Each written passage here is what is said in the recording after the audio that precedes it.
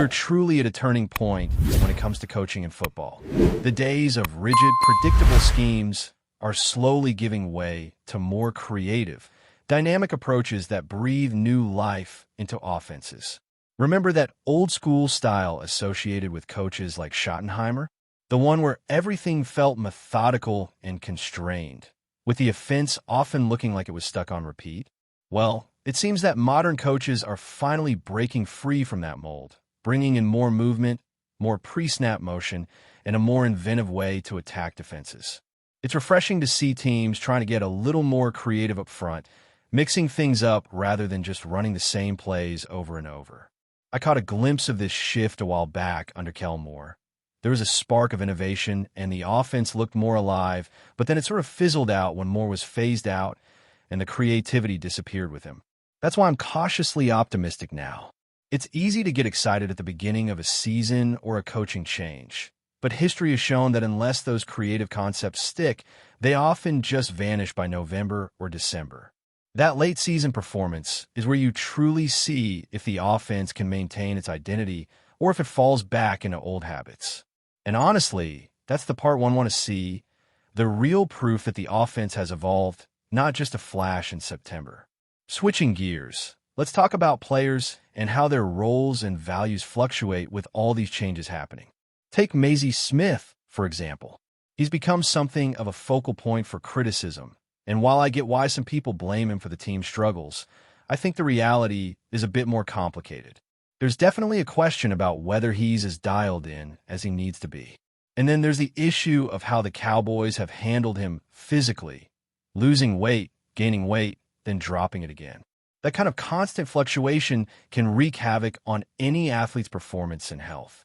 It's tough to build consistency when your body is in a state of constant change like that. Because of all this, I don't see his trade value being particularly high right now.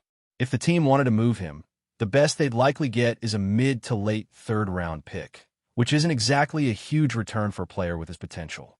Unless they can pull off some sort of swap involving other disappointing players, like what happened with Kelvin Joseph, it might make more sense to just keep their fingers crossed and hope Smith turns it around this year.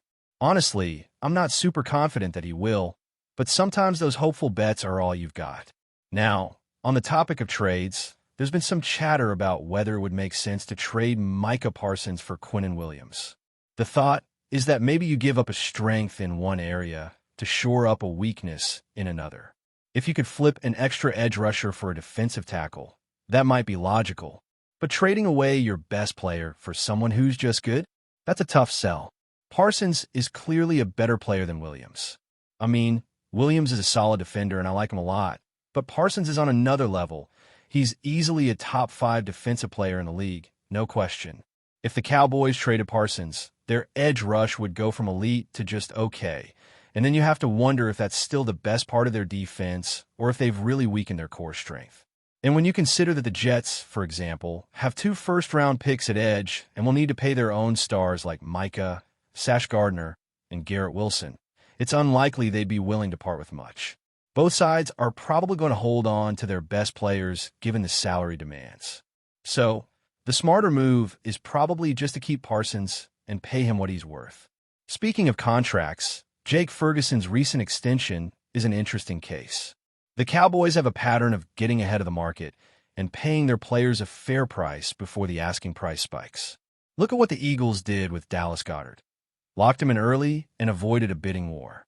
Dallas tends to do the same with players who are on the cusp of stardom, but not quite at the top tier yet. They've done it with Jalen Smith, Terrence Steele, Trayvon Diggs, and Lee Collins, among others. Ferguson fits right into that category, and locking him down early benefits both sides. It gives the team cost certainty and the player a nice raise without having to wait for market conditions to inflate. Plus, Ferguson has shown clear chemistry with Dak Prescott, so it's a move that should pay dividends on the field as well. If you look at the big picture, this is a smart business move by the Cowboys. Sometimes people freak out about paying a guy too early, but if you trust your evaluations and know which players to prioritize, getting those deals done ahead of time is a win.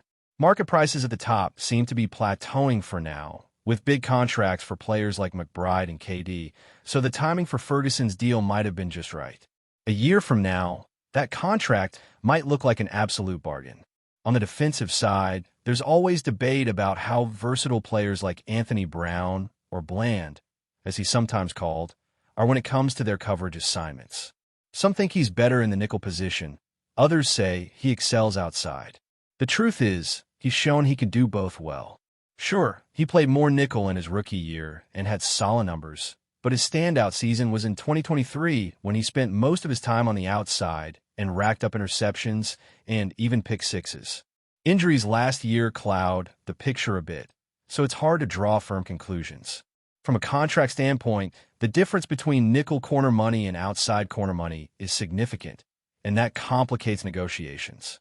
If the Cowboys want to keep him, they might have to meet somewhere in the middle or pay him top nickel money, but whether he would accept that is another story. It's a tricky situation and one that could impact how the secondary shapes up moving forward. No matter what, one thing is clear. The Cowboys are determined to move forward with a mix of proven stars and emerging talent, guided by a front office that has learned the value of planning ahead. The season ahead promises challenges and opportunities in equal measure. For fans, it means hope, a belief that the team can finally break through and return to championship contention. For the players and coaches, it means work, relentless preparation, adjustments, and execution. And for the organization as a whole, it means growth, both on and off the field. But before we continue, don't forget to subscribe to our channel and give this video a like. Your support helps us keep bringing you the latest updates on the Dallas Cowboys. Feel free to share your thoughts on the news in the comments as well. Whispers have been stirring throughout the NFL community following a startling statement from Dallas Cowboys offensive coordinator Brian Schottenheimer. The coach's recent comments hint at internal turmoil within the Cowboys locker room, suggesting that there is a player negatively influencing the team dynamic. Although Schottenheimer refrained from naming names, the implication of a contaminating presence has sent shockwaves through fans and analysts alike, fueling speculation about the stability of one of the league's most high-profile teams. This revelation arrives at a critical juncture in the Cowboys season, as they strive to regain their status as serious contenders. The possibility that a single individual's behavior might be undermining the collective effort introduces a new layer of complexity to Dallas challenges. Coaches typically emphasize unity and chemistry, but the suggestion that a disruptive element is at play raises questions about leadership, locker room culture, and the potential impact on on-field performance. The Cowboys, known for their star-studded roster and high expectations, now face not just external opposition, but an internal battle that could shape their trajectory for the rest of the year. Rumors abound about who might be at the center of this controversy, with insiders speculating on possible motives, personality clashes, or off-field distractions. Whether this contaminant is a veteran leader gone rogue or a younger player struggling with the pressure, the implications are serious for team cohesion. The timing of Schottenheimer's comments suggests an attempt to address the issue publicly, perhaps as a warning or a call for accountability. However, such transparency also opens the door to further scrutiny and media frenzy. The Cowboys front office may now be under pressure to identify the source and take decisive action, balancing the need to maintain confidentiality with the urgency of restoring harmony. This situation also casts a spotlight on head coach Mike McCarthy's ability to manage personalities and maintain discipline, adding an extra layer of intrigue to the unfolding drama. As speculation intensifies, fans and analysts alike are left wondering if this disruption will derail Dallas' season or serve as a catalyst for a stronger, more unified squad. The pressure is mounting, and the story is far from over. The buzz around the Cowboys' locker room contamination has sparked widespread discussion about the potential fallout on team performance. In a high-stakes environment of professional football, team chemistry is often as crucial as talent, and the notion of a player sowing discord could explain recent inconsistencies on the field. The Cowboys have shown flashes of brilliance, but also puzzling lapses, leading some to theorize that internal strife might be at the heart of these erratic displays. The identity of the so-called contaminant remains a closely guarded secret, fueling rampant speculation and dividing opinion among fans and insiders. Some suggest it might be a high-profile figure whose influence extends beyond the field, while others speculate about a less prominent player whose attitude or conduct has disrupted harmony. The media frenzy has escalated, with pundits dissecting every interaction and gesture, searching for clues in press conferences and social media activity. This environment of suspicion risks creating a self-fulfilling prophecy, where mistrust breeds more tension, further destabilizing the team. On the flip side, this public airing of grievances might be a strategic move designed to pressure the individual into correcting their behavior or even exiting the team. Historically, professional sports teams have faced similar crises, where one player's attitude can ripple through the squad, affecting morale, focus, and ultimately, results. The Cowboys' leadership now faces a delicate balancing act, addressing the issue decisively while preserving the unity necessary for success. How the team navigates this turbulent period will be critical in shaping the remainder of their campaign. Whether this scandal is a temporary bump or a symptom of deeper dysfunction remains to be seen. What is clear is that the Cowboys must confront this internal challenge head-on to protect their aspirations and satisfy their passionate fan base. The spotlight is brighter than ever, and every move will be scrutinized as the drama continues to unfold. Amid the growing speculation, some insiders suggest that this disruption might stem from clashing egos and conflicting ambitions within the Cowboys' star-studded roster. The NFL is rife with talent, and managing personalities as much as playbooks is a constant challenge for coaches and management alike. Brian Schottenheimer's candid reference to a contaminating player hints at a deeper issue than just poor performance. It suggests that someone's presence is toxic enough to threaten team unity. Such toxicity could manifest in various forms, from negative attitudes during practice to undermining coaching decisions or even influencing other players' mindsets detrimentally.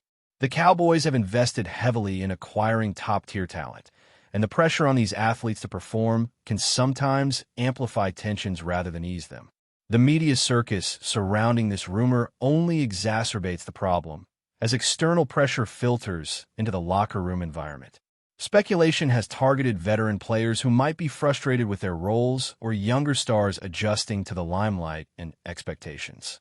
The possibility that a single individual could wield such a damaging influence is troubling for an organization aiming for playoff success and a potential Super Bowl run.